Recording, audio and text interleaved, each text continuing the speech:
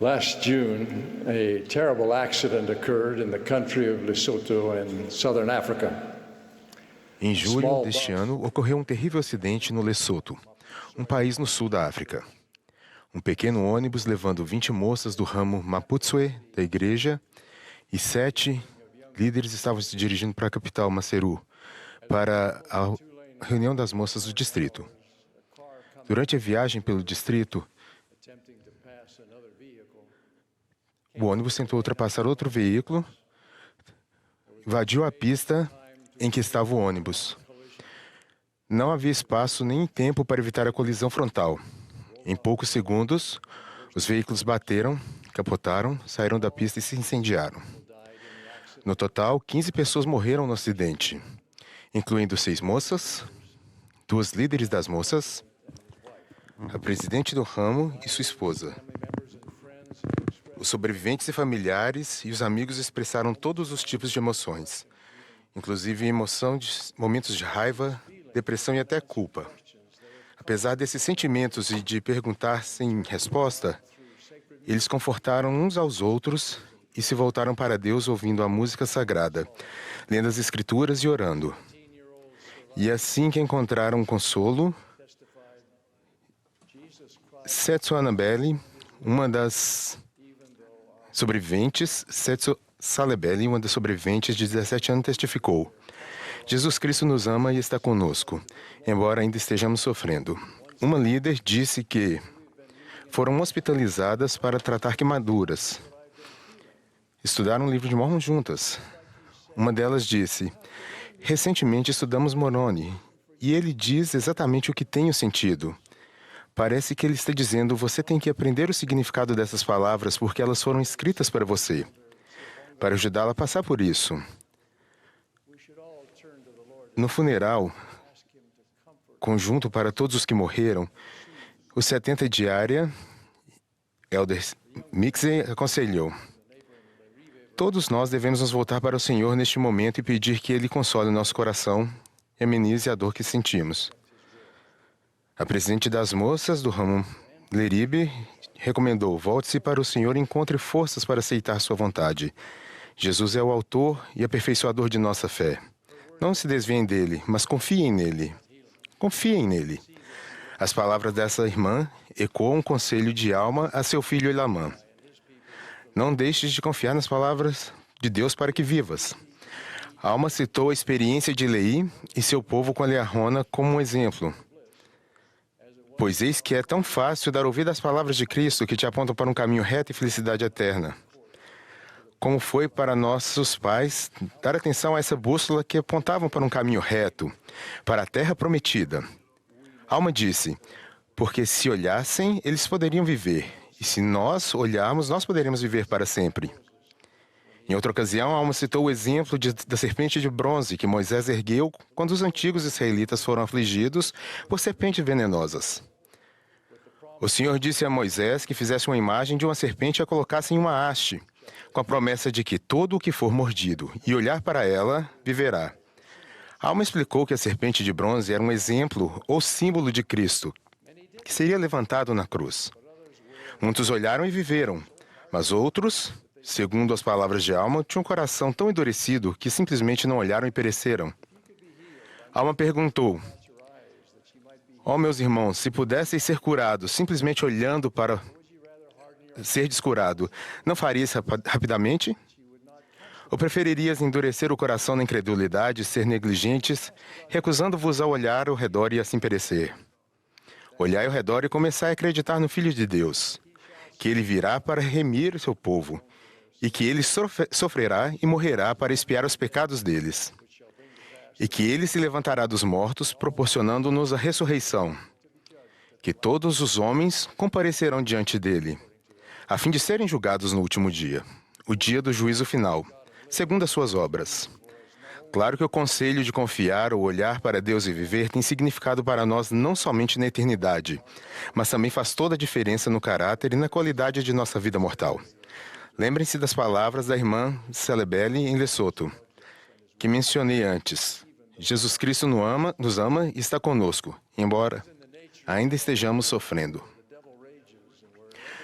Faz parte da natureza de um mundo decaído, onde o diabo se enfurece e onde todos são imperfeitos, que haja decepção e ofensas, sofrimento e tristeza, fracasso e perdas, perseguição e injustiça.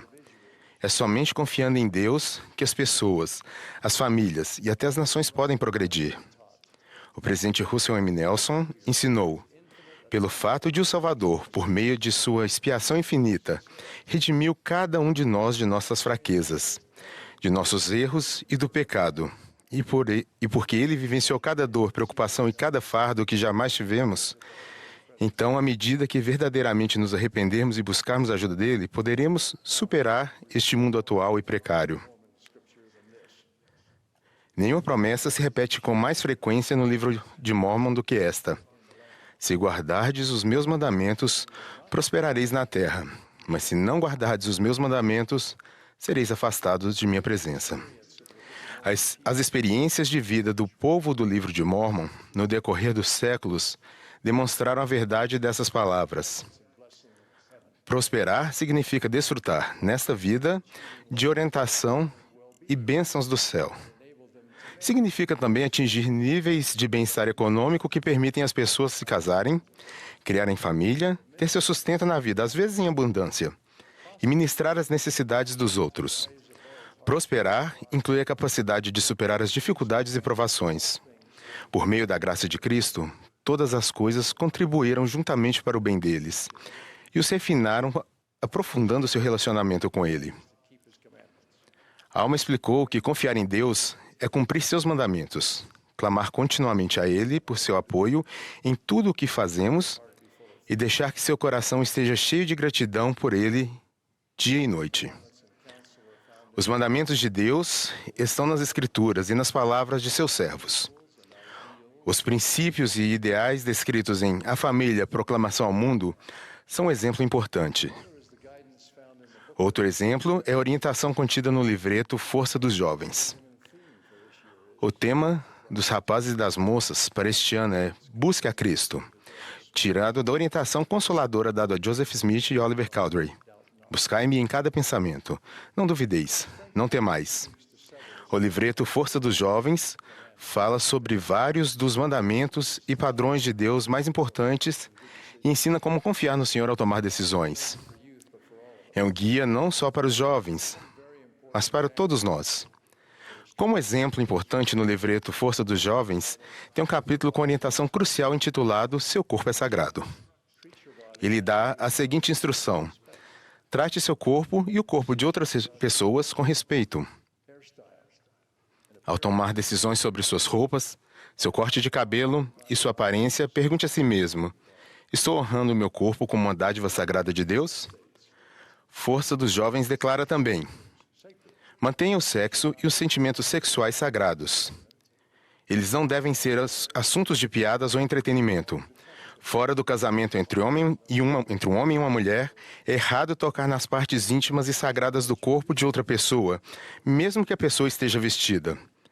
Em suas escolhas sobre o que fazer, olhar, ler, ouvir, pensar, publicar ou enviar uma mensagem de texto, evite qualquer coisa que propositalmente desperte emoções lascivas em outras pessoas e em você. Isso faz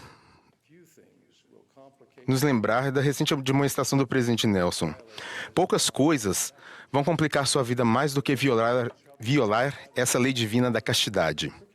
Para aqueles que fizeram convênios com Deus, a imoralidade é um dos meios mais rápidos de se perder um testemunho. O poder de criar vida é o único privilégio da divindade que o Pai Celestial permite que os seus filhos mortais exerçam. Por esse motivo, Deus determinou diretrizes claras para o uso desse poder vivo e divino. A intimidade física é exclusiva para um homem e uma mulher que são casados um com o outro. Grande parte do mundo não crê nisso. Mas a opinião pública não é o árbitro da verdade. O Senhor declarou que nenhuma pessoa impura alcançará o reino celestial. Caso tenham sido impuros, imploro que se arrependam. Acheguem-se a Cristo e recebam a promessa do perdão completo ao se arrependerem totalmente de seus pecados. Lembrem-se de que, na promessa do livro de Mórmon, O oposto da prosperidade não era pobreza, era ser afastado da presença de Deus. Sua presença se refere à influência de seu espírito na vida de alguém. Todos que nasceram imbuídos da luz de Cristo quando viveram no mundo, todos nasceram imbuídos da luz de Cristo quando viveram no mundo. Além disso, alguns são batizados e recebem o dom do Espírito Santo e luz adicional. Ela traz inspiração e orientação que aumenta e refina dons e habilidades inatas e ajuda a evitar a influência do mal, as decisões ruins e becos sem saídas. Assim como vocês, eu conheço pessoas que uma vez desfrutaram do dom do Espírito Santo, mas por não terem guardado os mandamentos de Deus, perderam essa bênção. Lembro-me de alguém em particular que perdeu sua condição de membro da igreja devido à transgressão. Ele disse que sua reação inicial foi se sentir ofendido. Se sentiu julgado por líderes imperfeitos. Ele sabia que sua conduta tinha sido errada, mas racionalizou apontando as faltas e os erros de outras pessoas. Depois de um tempo, começou a se sentir bem, vivendo um estilo de vida fora da igreja. Sem obrigações com chamados e expectativas de que ele frequentasse reuniões de adoração e ministrasse a outras pessoas. Isso continuou por um certo tempo, mas ele começou a se sentir com mais intensidade a ausência do Espírito Santo, ou a falta de presença de Deus em sua vida. Por experiência própria, ele sabia o que era ter, dia após dia, o consolo, a orientação e a confiança proveniente do Espírito, e sentia falta disso. Por fim, ele fez o que era necessário para se arrepender, e se qualificou mais uma vez para o batismo com água e o batismo do Espírito Santo. Parece não haver fim para as diferentes fontes em que as pessoas buscam significado, felicidade e ajuda. A maioria está olhando para além do marco. Mas não precisamos ser meninos inconstantes, levados em roda por todo o vento de doutrina ou costumes. Confiando em Deus, podemos encontrar paz na dificuldade e nossa fé pode continuar a crescer, até mesmo em momentos de dúvida e provação espiritual. Podemos receber força diante da oposição e do isolamento. É possível reconciliar o ideal com a realidade do presente. Realmente, não existe outro caminho, senão aquele que o próprio Deus ordenou.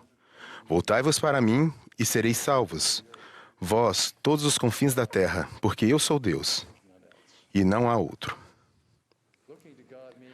Confiar em Deus significa que Ele não é apenas uma de nossas prioridades.